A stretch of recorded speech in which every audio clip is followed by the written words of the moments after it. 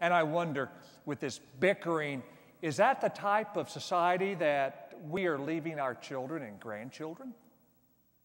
When I think about that, my knees knock. Or when I send my family off down I-70 to Kansas City to visit relatives, or I see my children boarding a school bus, and I know that in a heartbeat, a drunk driver can alter our history forever. Or when I see or read about tales of things happening in schools about drugs and violence, and I know my children are into that environment, makes my knees knock together. Unexplained, or unplanned, uncontrollable events happen at any time. It's what scares me. What scares you? A parent who is aging and whose mind is quickly sliding away, and you're trying to deny it and you don't know how to deal with it? Does that scare you? Or going to that doctor's appointment this week because you know the lab results are in?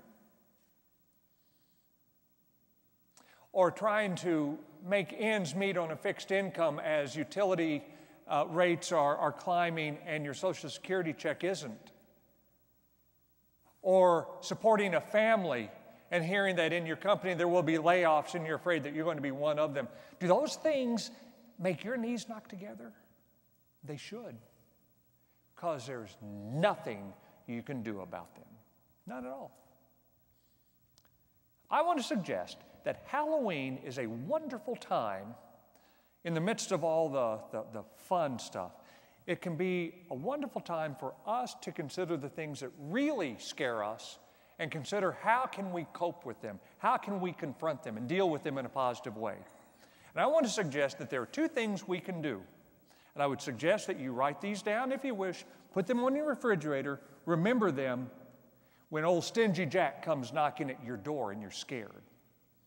Two things to remember. Number one, scary stories are not the only ones out there.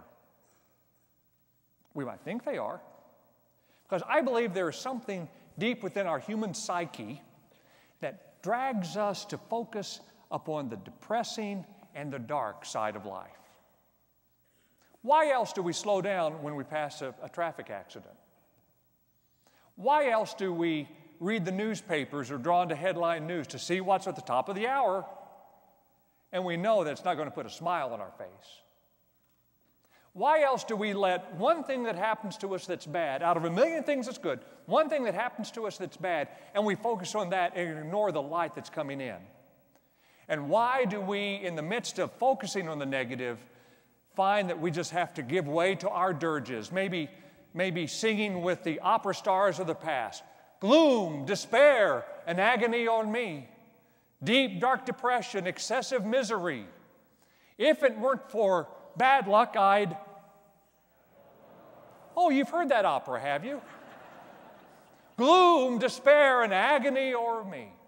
And we think that by such dirges we'll be able to somehow feel better. And maybe there's a little bit of therapy in there. The fact of the matter is, real therapy, real help, comes from when you know that scary stories are not the only ones out there, because God's story chases the scary ones away. God's story. And once upon a time, there was an unknown Hebrew songwriter who had seen terror plots blow up within his country, leaving it in shambles, who had seen his worst fears seemingly coming true. And as he saw all the pain and all the scary stuff that had happened to him, he reflected and he looked and he saw that there was a hand working, a strong hand, stronger than his own, a wisdom higher than his own, working things out and enabling him to be right where he was at that time. He saw that in the midst of all the scary stuff that had happened to him, as he clung to his faith, that faith in that one kept his foot from slipping, as he said, and the consolations of that one continually refreshed his soul. So he was able, having seen all the scary stuff pass by him, he was able to write these words. Listen.